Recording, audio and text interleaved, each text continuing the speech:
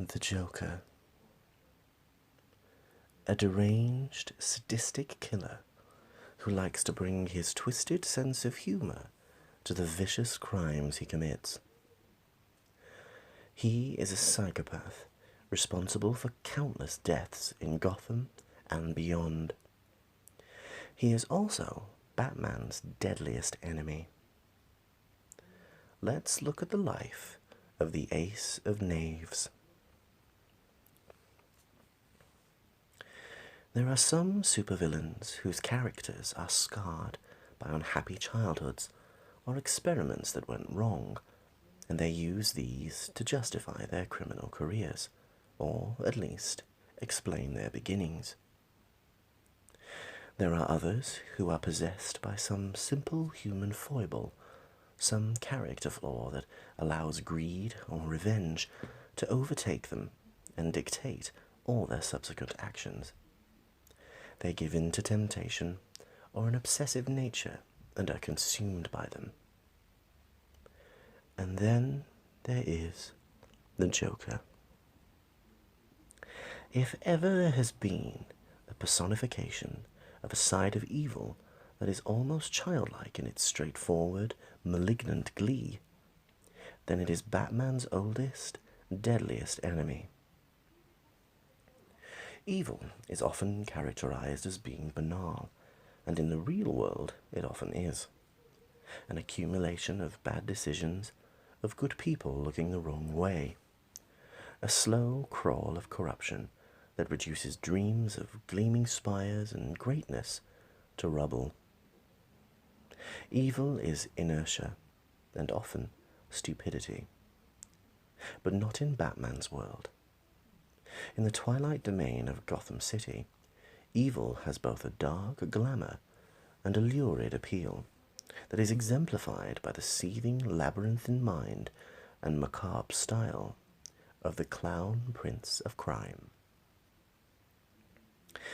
Batman's own personality has gradually changed over the decades, from a dedicated, serious-minded, brooding avenger to a darker, more earnest, yet heroic personality.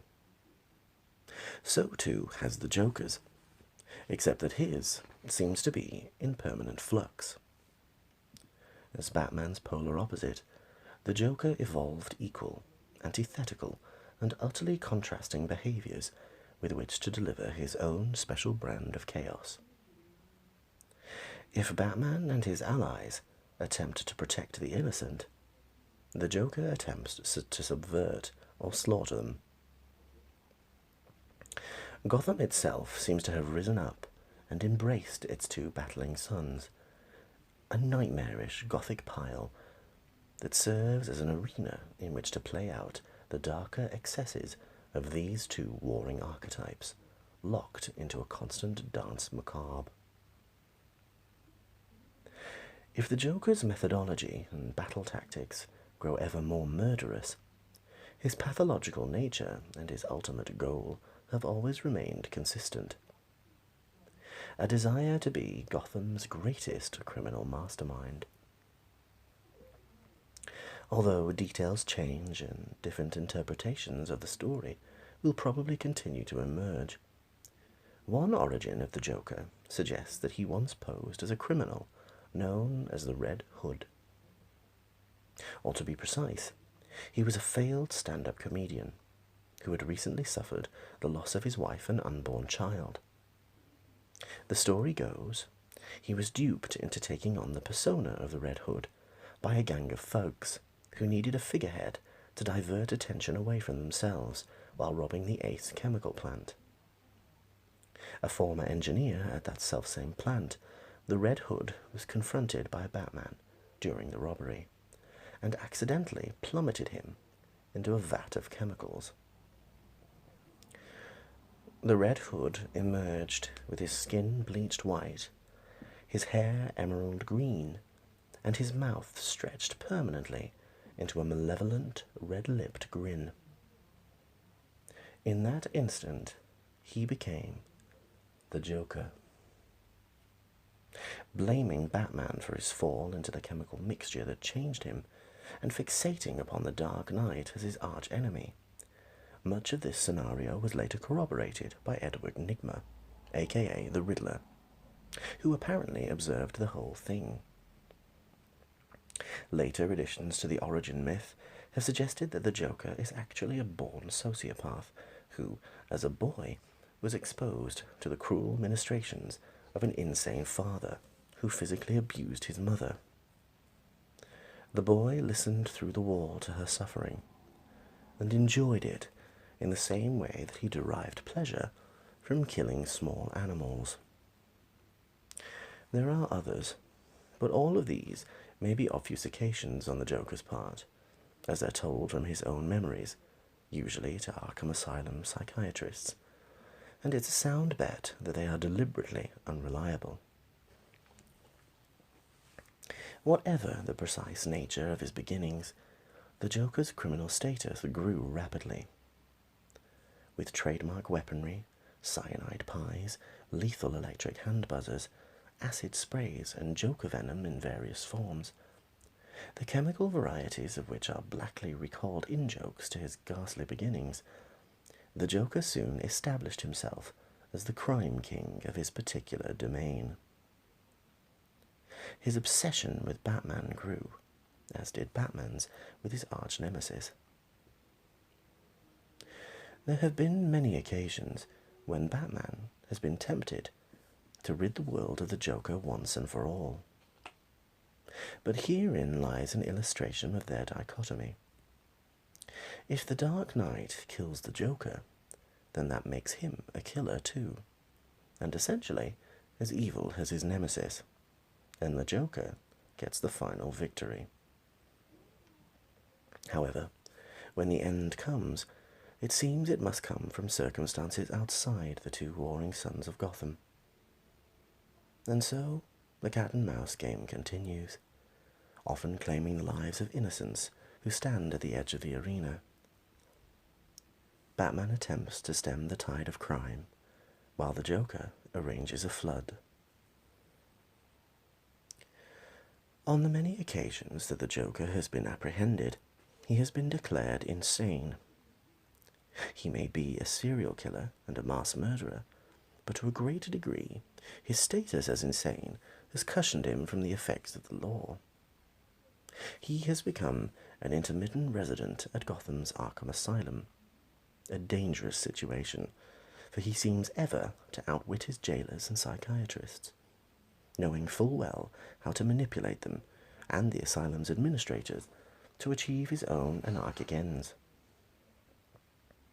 Arkham itself seems to represent a kind of refuge for the Joker, a place he can go to let off some steam while cultivating his next plan. A remark once attributed to a prominent psychotherapist at Arkham showed a shrewd insight into the Joker's shifting persona. She posited that he possessed some kind of super sanity, a brilliant new modification of human perception. The idea behind this theory is that he has no actual personality, as he has no control over the sensory information he receives from the outside world. The only way he can cope with the chaotic barrage of input is to create himself a new identity each day. This sheds some light on why he can be merely a mischievous prankster one day and a cold-blooded psychopathic killer the next. The Joker has, surprisingly, been capable of more normal emotions as well. An on-off relationship with former psychiatrist Dr. Harleen Quinzel that certainly got quite heated. This began during one of the Joker's stays at Arkham Asylum, when Miss Quinzel treated him. Unfortunately, she rapidly developed an obsession for her patient.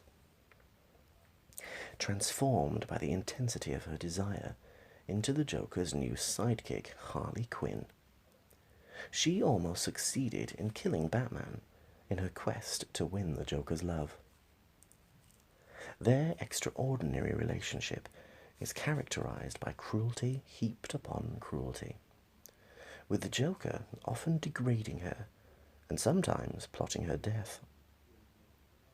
It is, however, occasionally punctuated by what can only be read as moments of real affection, and the mere fact of its existence is the best evidence available that the Joker is actually capable of caring for another human being. On one occasion, while resident at a different high-security detainment facility known as Slabside Penitentiary, the Slab, the Joker himself was the victim of a practical joke. When he was discovered to have a brain tumor, a prison doctor modified the Joker's CAT scan so it looked as if his patient's time was running out. The Joker's reaction was to infect the other inmates with Joker venom and escape, intending to Jokerize the entire world. Evidently, despite all the theories as to the motivations for his behavior, the Joker does have a well-developed sense of his own mortality. His clowning around literally caused worldwide chaos, and the resolution to this particular episode in the Harley Quinn of Hate's history saw his death at the hands of former Robin, Dick Grayson, now Nightwing. Nightwing's showdown with the Joker was fueled by a sense of rage that may have been sparked by a moral debate with Barbara Gordon, the former Batgirl, as to whether there can ever be a justification for the act of taking a human life. This time around, Nightwing seemed to think so as he pounded the Joker to death, only to see him resuscitated by Batman, who didn't want his friend to end up with blood on his hands.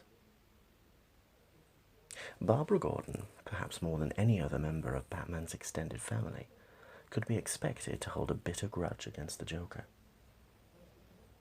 Sadly, anybody close to Batman is a potential target for the Joker. Broadly speaking, this could mean the entire populace of Gotham City.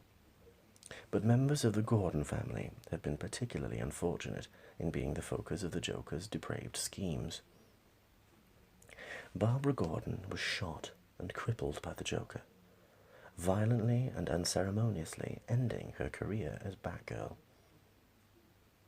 The Joker wanted to prove to Batman that all it takes is one bad day to make a normal man go insane.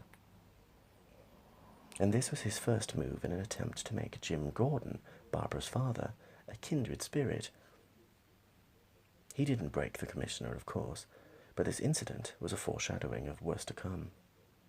Gordon's wife, Sarah, was shot dead in cold blood by the Joker when she attempted to protect a baby from his twisted scheme. Interestingly, for once, the Joker showed no great pleasure in this act, although in a rare display of tit-for-tat and perhaps understandable revenge, Jim Gordon shot him in the knee. Small recompense, some would say, for crippling his niece and then murdering the woman he loved, not to mention all the other innocents slaughtered along the way.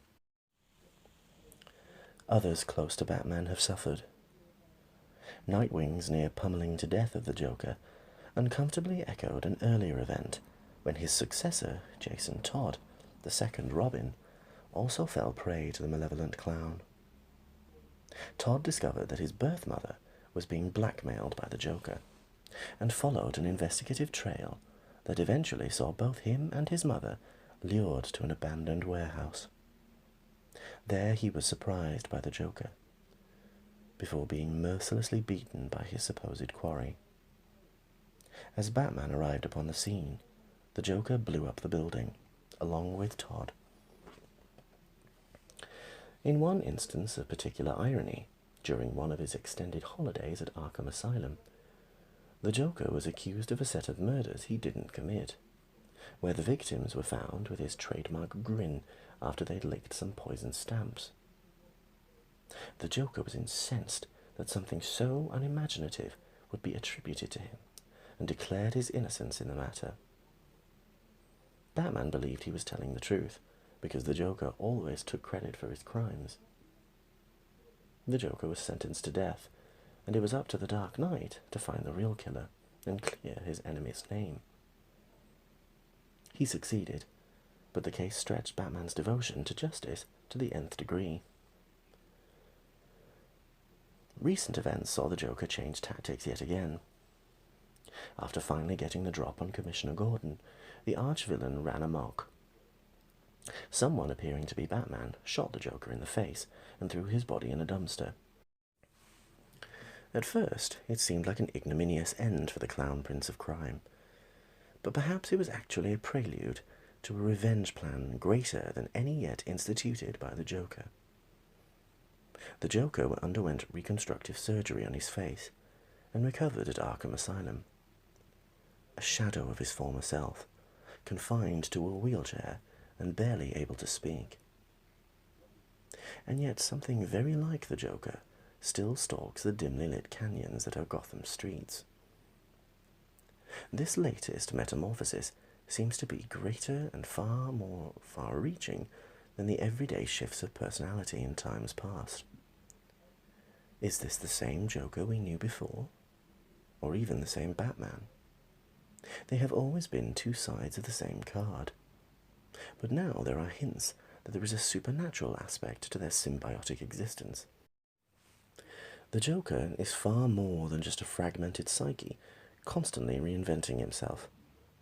He, or it, is a being that exists to subvert humanity, who is constantly reborn as a physical personification of evil, whose methods become ever more dangerous and opaque. A creature that continues to take a malignant glee in spreading pain, confusion, and fear. Batman may be the Dark Knight, but the Dark Knight belongs to his greatest and most enduring nemesis. Gotham City remains an arena for their battles, and the outcome of this war is by no means certain.